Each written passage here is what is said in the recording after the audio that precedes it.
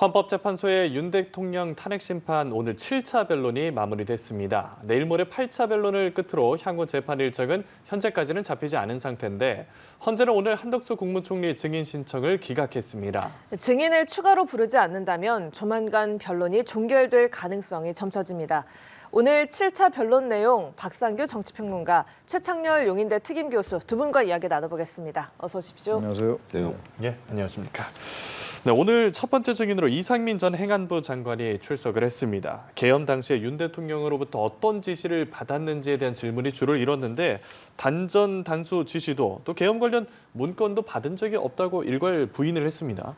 일괄 부인이라기보다는 예. 이제 언론에 그동안 보도된 또 검찰 공소장에 나온 내용과는 사실이 좀 다르다라고 증언하지 않았나. 그렇군요. 그렇게 보는 게 타당하다고 보고요. 예. 쪽지를 직접 대통령한테 받지는 않았다고 분명히 얘기를 했고 다만 사무실에서 그 쪽지를 봤다. 그러니까 또 이제 멀리 있는 쪽지 내용을 어떻게 그렇게 소상히 보냐고 국회 소추인단이 물어보던데 뭐 시력 검사하는 것도 아니고 볼 수 있는 거죠. 일단 주장은 그렇게 됐고 다만 이제 소방 관계자가 그 지시를 이상민 전 장관으로부터 들었다라고 했는데 그것은 이제 진위를 놓고 팩트 체크를 좀 해봐야 되는 거예요. 받았다는 사람은 받았다고 주장했고 또 그런 지시를 한 적이 없다는 이 전 장관의 주장이 지금 맞서고 있으니까 이 부분은 이제 8명의 헌법재판관들이 경청을 했잖아요. 그러니까 뭐 질문 없이 들었으니까 지금 문제가 되고 있는 것이 그 검찰의 신문 조서와 헌재에서의 증언을 이렇게 놓고 검찰 조서와 이 증인 신문이 달라진 게 좀 있잖아요. 앞서서 이진우 전 수방사령관이라든가 곽종근 전 특전사령관, 김현태 707 단장. 이게 좀 달라진 부분이 분명히 있는데 이 형사소송법 2020년에 개정된 데 보면은 그렇게 달라진 내용을 법정에서 그러니까 이 당사자가 윤 대통령 측이 인정할 수 없다라고 동의하지 않으면 채택을 하지 않게 돼 있는데 그냥 뭐 그거는 헌재에서 문영배 소장대행이 공보관을 통해서 그건 재판관들이 알아서 할 일이니까 맡겨둬라 뭐 이런 식으로 얘기를 했는데 이런 부분들이 이상민 전 장관의 엇갈린 증언과 함께 앞으로도 계속 쟁점은 돼야 되지 않을까 이렇게 봅니다. 예. 하나 더 여쭤보면 내용과는 별개로 그동안 국조특위에서는 거부권을 행사하던 것과 달리 오늘은 상당히 적극적으로 질문에 답을 했거든요. 어떤 점이 좀 태도를 바꿨다고 보십니까? 근데 헌재에서의 심판, 이 재판정 증언은 거의 마지막이잖아요. 예. 그리고 이제 국회 소추인단의 증인이 아니고 윤 대통령이 택한 증인이기 때문에 아무래도 윤 대통령에게 유리하게 여러 관계도 그렇지 않습니까? 장관을 지냈고 또 고등학교의 선후배 관계고 뭐 그런 감정에만 이끌려서 하지는 않았을 것이지만 누가 봐도 윤 대통령 측에 그 유리하게 아마 그 증언을 하려고 하지 않았을까 추정은 가능합니다. 예. 일방적으로 그런 주장이 모두 뭐 윤 대통령 없는 사실을 꾸며댔다고 볼 수는 없지만 그렇게 됐다고 보기 때문에 국회에서의 신문은 민주당의 주도로 이루어진 거잖아요. 거의 다. 그러니까 거기에서의 진술과 또 이 헌재에서의 직접 증언과 달라질 수는 충분히 있다. 또 검찰의 공소장과도 달라질 수 있다. 그런 게 재판인 거예요, 원래. 네. 알겠습니다. 이상민 전 장관의 답변 내용과 태도 포괄적으로 어떻게 보셨습니까? 우선 중요한 게 국무회의의 실체적, 절차적 흥결이 있느냐 없느냐가 가장 중요합니다. 예. 단전 단수 지시 여부도 중요합니다만 오늘 발언에서는 이제 국무회의가 있었다는 취지로 얘기하고 있어요. 심의가 있었다. 그런 얘기를 하고 있는데 한덕수 총리도 국회 답변에서 정식 국무회의라고 보기 어려웠다 이런 취지로 얘기를 했고 간담회 수준이었다라고 이제 그런 취지로 얘기를 했거든요. 최상목 권한대행도 마찬가지였어요. 최상목 권한대행도 국무회의로 생각하지 않았다 이렇게 얘기를 했고 그 대체로 이제 그 국무회의가 실체적으로 또는 절차적으로 문제가 있다라는 그런 주장이 많았어요. 그런 평가가 많았고 그런 분석이 많았고 따라서 오늘 이상민 전 장관의 이 답변 중에서 과연 국무회의를 어떻게 얘기할 것인가가 굉장히 주목됐었습니다. 근데 국무회의에 대해서 어쨌든 상당히 문제가 별로 없다 이런 식으로 얘기를 했어요. 그렇게 얘기를 했고 그다음에 아까 단전 단수 얘기는 이제 우리 평론가님 다 하셨으니까 제가 또 중원부원 하지 않겠고 아무튼간에 오늘 그 지금 이상민 행정안전부 장관 전 장관입니다만 이분의 얘기는 검찰의 공소장하고도 많이 달라요. 많이 다르고 허석권 소방청장인가요? 허석권 소방청장은 지시를 받았다 이렇게 얘기를 했다고요. 국회에서.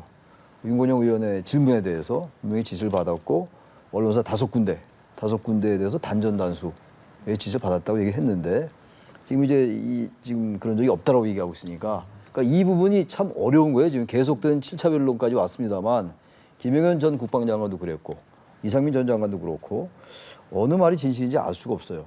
그야말로 이제 여러 가지 이제 검찰의 공소장은 여러 사람들, 여러 증인들의 진술을 종합해서 윤 대통령 공소장을 썼을 것이고 그리고 김영현 전 장관의 공소장도 이제 그렇게 검찰이 작성한 건데 거기에 나온 것들하고 너무 다른 얘기를 많이 하는 거잖아요, 지금.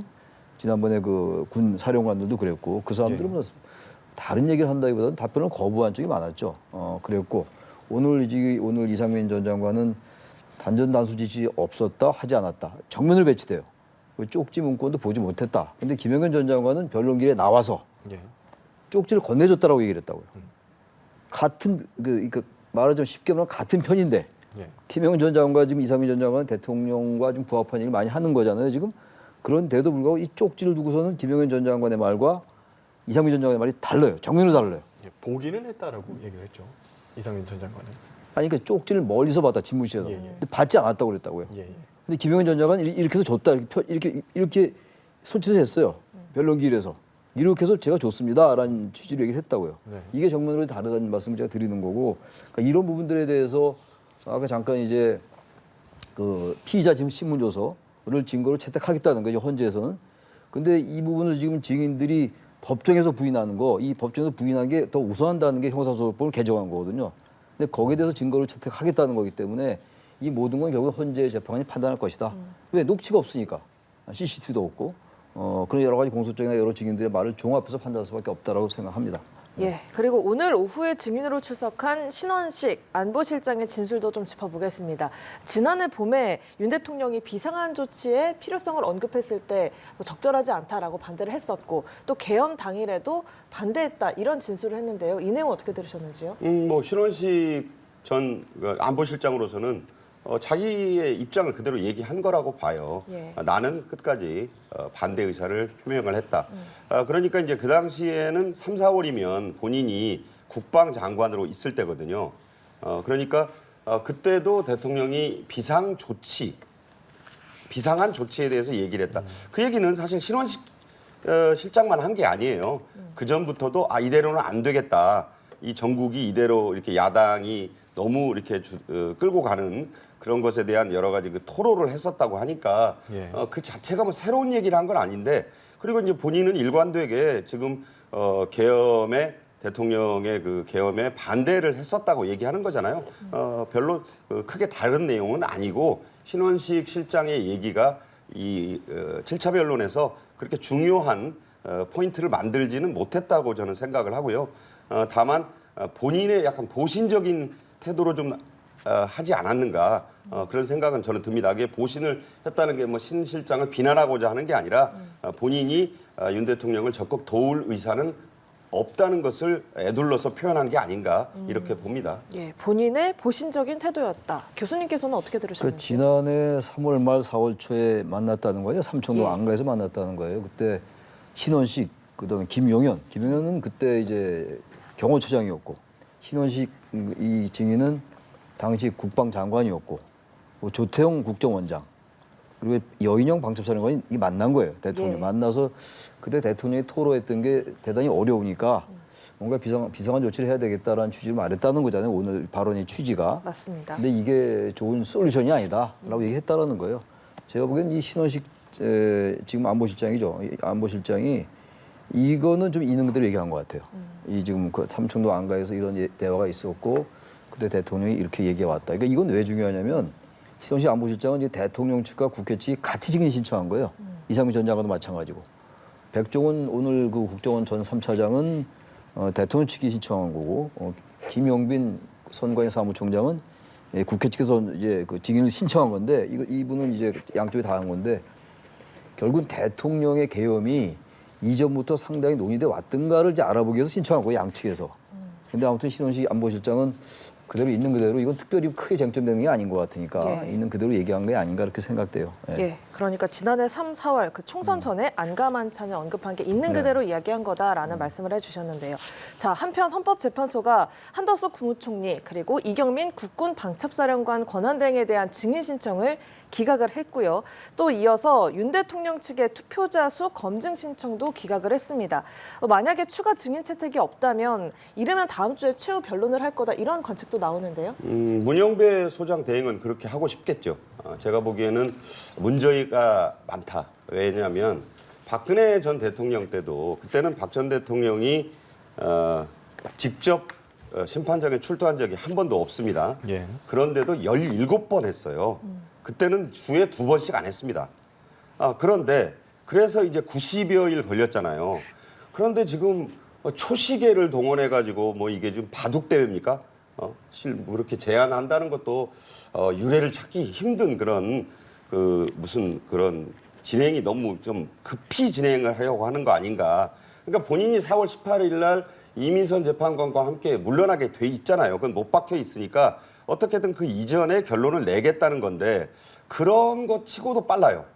그러니까 지금 국가인권위원회도 6대4로 윤 대통령의 방어권을 보장해야 된다는 결의를 해서 넘겼잖아요. 물론 이게 뭐 무슨 법적 기속력이 있는 것이 아니기 때문에 뭐 안 들어도 무방하다 이렇게 넘길 수 있는데 그래도 국가기관의 어떤 의결에 의해서 넘어온 것이기 때문에 그만큼 방어권은 주장이 대단히 중요한 겁니다. 그게 현직 대통령이라서가 아니라 자, 이재명 민주당 대표도 지금 재판에서 본인의 방어권을 충분히 행사하고 있잖아요.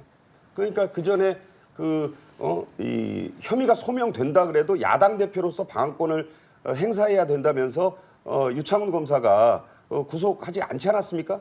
이제 그러면 대한민국에서 어떤 정치인은 그 혐의를 가지고 뭐 이건 내란 엄청난 국가적 중대사니까라는 이유만으로 어떤 정치인은 그게 되고 어떤 정치인은 안 된다고 하는 것은 이게 아까 박근혜 대통령 때 숫자도 말씀드렸지만 이대로 끝나면요. 단단위에서 끝날 수도 있고요.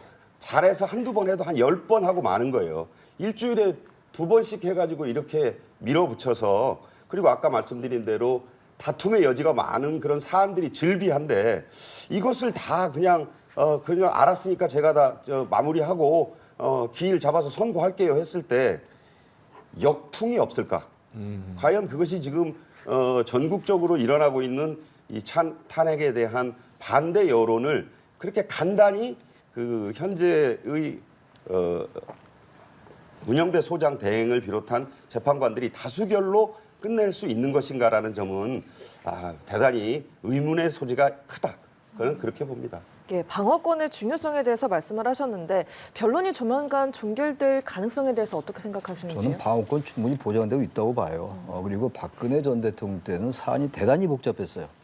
근데 이번 사안은 지금 여러 가지 내란 혐의에 대한 얘기가 많이 있습니다. 이건 형사재판 문제예요. 형사재판 문제고 누누이 얘기합니다만 이 비상계엄 선포가 헌법과 법률 위배했느냐.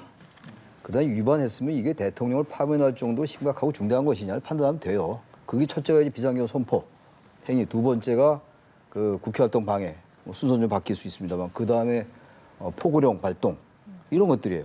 거기에 나온 게 이제 과연 정치인 체포를 지시했느냐 안 했느냐, 그다음에 국회활동을 방해했느냐 이게 포함되는 거예요. 국회활동을 방해했다라는 게 이제 국헌불란에 해당하기 때문에 이제 그런 걸 판단하는 겁니다. 이제 8차에 걸쳐서 해왔고 지금 재판부는 한덕수 국무총리를 증인으로 신청해도 더 이상 나올 얘기가 없다고 보는 것 같아요. 나올 얘기가 있다고 하더라도 말이죠. 이게 지금 정확하게 무슨 녹취록이 있는 게 아니고 뭐 비화폰을 얘기한 게 많기 때문에 따라서 지금 더 이상 변론기를 잡아도 실만 늘어진다고 생각하는 것 같은데 이제 이거 탄핵을 반대하는 쪽의 얘기들은 그럼에도 불구하고 방어권을 보장한다고 얘기하는데 방어권을 보장하니까 대통령이 나와서 얘기하고 있는 거 아니겠어요? 그리고 이제 그 이재명 대표의 그 방탄하는 거 과거에 그 방탄 정당 이런 것들 그래서 비판을 많이 했던 거예요. 비판 많이 받았던 것이고 이번에도 위헌 법률 재판 신청, 위헌 법률 신청에 대해서 비판하고 있는 거 아니에요. 재판 지원한다고. 같은 논리예요. 같은 논리. 그래서 제가 볼 때는 이 사안은 지금 이거 보세요. 지금 제가 볼 때 이 지금 내란 혐의라는 건 형사재판에서 결정이 되겠죠. 나중에. 근데 지금 이 사안이 언제까지 이렇게 끌고 가겠어요? 그 제가 볼 때 여기 뭐 한도수 총리가 나오고 이경인 방첩사령관 나온다 하더라도 말이죠. 양측의 주장은 똑같을 겁니다. 아마 그러한 부분을 헌재가 판단하는 것 같고 지금 물 헌재의 판단이나 법원의 판단에서 비판할 수 있죠. 뭐 이 사안뿐만이 아니라 비판할 수 있는데 제가 볼 때 이번의 전반적인 이 흐름을 볼 때 말이죠. 헌법재판소 흔들기가 너무 과도해요. 또 국가인권위원회 이 지금 권고안이 나왔던 거 이것도 이해 안 가는 게 너무 많아요. 이거는 그야말로 양측의 생각이 워낙 다른 거기 때문에 다른 건 모르겠는데 8차까지 종결이 될 거 아니에요 내일 모레? 그다음에 모르겠어요. 그다음에 최후 변론이 있으니까 기를 더 잡아야 될 겁니다 아마. 최후 변론이 있고 최후 진술이 있을 것이고 예. 그다음에 평의가 있고 이렇게 이런 과정 갈 것 같은데 박근혜 전 대통령 경우는 탄핵소추 의결된 다음에 90일 걸렸었어요. 근데 만약에 3월 중순이나 이렇게 만약에 판단이 내려지면 비슷하게 걸리는 거예요. 큰 차이가 안 납니다. 그래서 과하게 빠른 것도 아니다. 이제 그 말씀을 드립니다. 예. 오늘도 윤석열 대통령이 직접 변론에 나섰는데 이번에도 계엄 선포 이유를 얘기하면서 야당의 행동들을 꼽았거든요. 예, 어떤 내용들 나왔습니까? 뭐 그 담화를 통해서 여러 번 나왔던 내용을 재확인하는 것들이었다. 그런 것이라 내용 자체가 새로울 것은 없습니다. 다만 한 가지 그 부연해서 말씀드리고자 하는 것은 그 아까 초시계 얘기를 또 하지 않을 수 없는데 이게 이제 예를 들어서 3분만 좀 더 하겠다. 예. 30초만 좀 더하게 해달라. 그래도 단호히 잘랐거든요. 그러니까 이런 부분들은 아니 그게 뭐 한 3시간 더 한다고 무슨 뭐 이렇게 문제가 될 것이 아닌데 시간 늘려서 밤 늦게까지 하면 되잖아요. 헌재 재판관들이 무슨 퇴근 시간이 정해진 분들도 아니고 자 이런 것들이 그래서 졸속이란 말이 나오는 거예요. 왜 굳이 졸속이란 말을 듣게 하는가? 예. 이게 역사에 남을 중요한 재판이고 그래봐야 보름에서 한 달 상관일 텐데 제가 볼 때 그것을 더 빨리 끝내려고 하는 부분이 괜히 국민적으로 굉장히 큰 논란을 일으키고 있잖아요. 그러니까 반대의 목소리를 그것이 뭐 여론조사상으로 40인지 50인지 일각에서 주장하는 60인지는 제가 말씀 안 드리겠습니다만 이게 일단 대단히 의미 있는 수치가 이 탄핵이 이렇게 빠르게 진행되는 것에 대해서 졸속이라는 얘기를 계속 하고 있어요. 그러니까 아까 뭐 우리 최 교수님 말씀대로 그렇게 빠른 수치상으로는 예. 그렇게 빠르지 않다는 말씀도 저희가 동의를 합니다. 다만 그 내용상으로 꼭 저렇게까지 할 일인가? 그 중계보다 제가 아주 놀랐어요. 그 초시계 재는 거 보고 아니 그게 무슨 스톱워치 재 가지고 시골 운동회 하는 겁니까? 저는 제가 볼 때 그렇게 안 해도 될 것을 괜한 지금 지적과 비난을 자초하고 있다. 그럴 필요 없습니다. 좀 여유 있게 가도 4월 17일 날 판단해도 돼요. 이 정치권 일각에서는 자꾸 이재명 대표의 선거법 2심을 3월 말까지는 해야 되는데 원래 지금 사건 안 받아놓은 게 3월 12일이니까 3월 12일 날 끝내도 돼요. 그런데 지금 그렇게 되리라고 보는 분이 거의 없어요. 자, 아까 윤 대통령의 그 얘기하면서 예. 비상국무회의가 간담회 형식이고 절차가 안 이루어졌다고 하는데 그거 5분 걸렸거든요. 근데 해제하는 데는 1분 걸렸어요. 계엄 해제가 1분 걸린 것은 그 야당 측에서 별 지적 안 씁니다. 풀어준 거니까. 그러면서 5분짜리는 뭐가 형식이 간담회였는지 방이 뭐 거기 아니었느니 또 뭐 회의록이 없느니 물론 절차상의 하자는 있어요. 그러나 좀 더 흥겨롭고 매끈하게 결론을 내야 승복도 있을 것이다. 저 승복하지 말라는 얘기 아닙니다. 예. 그런 것들이 좀 더 왜 저렇게 서두르지 하는 얘기 물음표가 자꾸 나올수록 현재가 비난을 받게 되리라 저는 봅니다. 제가 이 국회에서도 말이죠. 저도 답답한 게 상임위에서 이게 보고 있다면 딱 꺼지죠. 그럼 거기선 들리나 봐요, 회의장에서. 거기 들려요. 저도 옛날에 국회 그 상임위원장 가보고 있었는데 우리 시청자들은 안 들리거든요. 예. 그건 저도 그런 생각 들어요. 저걸 좀 들리게 하지. 근데 자동적으로 꺼지게 만드는 것 같아요. 아마 그래서 그렇게 된 것 같은데 제가 생각해도 그래요. 그거 좀 몇 분 더 듣는 거 뭐 문제가 없죠. 근데 문제는 그걸 가지고 지금 이 탄핵을 반대하는 측에서 과하게 문제 제기를 해요. 그런 지엽적인 거. 전 그 지엽적인 걸로 봐요.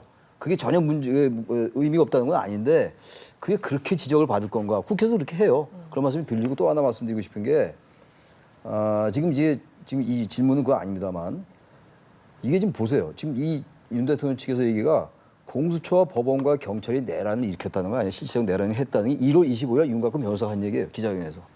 게다가 급기야지 오늘도 보니까 이따 얘기가 나올지 모르지만 그 권성동 원내대표가 오늘 대표 연설에서 예.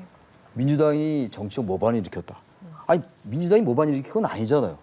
이렇게 되니까 이러면서 자꾸만 절차적인 문제를 부당하게 끊임없이 제기하고 그래서 이의신청도 기각됐고 체포적부심 기각됐고 다 기각됐잖아요. 근데 여전히 지금 법원의 수사권 문제 아니 공수처 수사권 문제 법원의 관할권 문제 그리고 헌재가 상당히 지금 오염됐다 이런 식으로 비판하는 거 아니겠어요?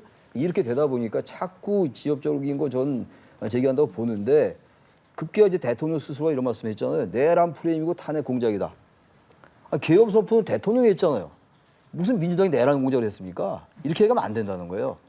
본질을 훼손하지 않으면서 다른 걸 절차의 문제 지적해 나가야죠. 그리고 국무회의도 아까 말씀드렸지만 한덕수 총리나 최상무 권한대행 스스로가 국무회의 같지 않았다는 거 아닙니까? 간담회 형식 같았다. 그러니까 대통령이 뭐라고 그랬어요? 무슨 국무위원이 여기를 간담회 하러 오냐. 간담회 하러 왔다는 얘기가 아니라 간담회 정도로 이렇게 국무회의 같지 않았다는 얘기를 한 거거든요. 그러니까 이런 여러 가지가 워낙 각 관점이 다르고 생각이 다르니까 이렇게 지금 분열이 오고 양극단의 이제 집회 시위가 있고 이런 건데 제가 볼 때 저는 뭐 탄핵을 찬성한 측이나 반대한 측이나 이 상황의 본질을 좀 정확히 좀 봤으면 좋겠어요. 대단히 안타까워요. 헌법과 법률 위배되는 걸 보면 돼요. 국회활동 방해, 포고령 선포, 비상경 선포의 위법성, 위헌성. 그게 쟁점 아니에요? 그런 다음에 내란 혐의가 있냐 없냐 형사재판은 다루는 게 1년이 가든 2년이 가든. 근데 언제까지 어떤 변호사는 이런 얘기도 하더라고요. 이른바 보수측 변호사인데 예. 형사재판 끝나고 하자. 그럼 2년 있다 하겠다는 게 1년 있다 하겠다는 거예요. 아니 편을 들어도 적당히 편을 들어야 논리를 대도 말이죠. 제가 그 말 지적 안 할 수가 없어요. 질문 안 하신 겁니다만. 예, 알겠습니다. 자, 오늘 변론에서 부정선거 의혹과 관련된 증인들의 발언이 있었는데요. 백종욱 전 국정원 차장 선거 시스템 점검이 필요하다. 좀 윤 대통령 측의 주장에 힘을 실었고요. 한편 김용빈 선관위 사무총장 부정선거 현실적으로 불가능하다 이렇게 이야기를 했습니다. 이 증언들의 이야기 각각 어떻게 들으셨는지 좀 짧게 부탁드리겠습니다. 뭐 짧으나 많아 팩트 자체가 드러나지 않은 사실을 계속 주장하는 것은 윤 대통령 측에도 큰 도움이 되지 않습니다. 이게 널리 받아들여진 사실이어야 되는데 부정선거는 지금 의혹 이외에 팩트로 드러난 게 많지 않잖아요. 뭐 일각에서는 거의 없다라고 주장하는데 제가 보기에도 주장에 비해서는 팩트로 드러난 게 적다 이렇게 봅니다. 예, 교수님께도 간단하게 오늘 부탁드리겠습니다. 백종욱 전 국정원 차장 대통령 측에서 부른 사람이에요. 그 2023년도에 그 보안 시스템 점검한 사람이고 이 얘기했잖아요. 문제 없다는 식의 취지를 얘기를 했고 김용민 선관위 사무총은 더 그렇게 얘기했고 예. 따라서 부정선거 얘기 그만해야 돼요. 그리고 이거 쟁점도 안 돼요. 짧게 말씀드리니까 제가 짧게 말씀드리겠습니다. 예. 네, 두 분 고맙습니다. 오늘 진행됐던 윤 대통령 탄핵 심판 7차 변론길과 관련된 내용 박상교 정치평론가 최창렬 용인대 특임교수와 함께했습니다. 오늘 말씀 두 분 고맙습니다. 고맙습니다. 고맙습니다. 예.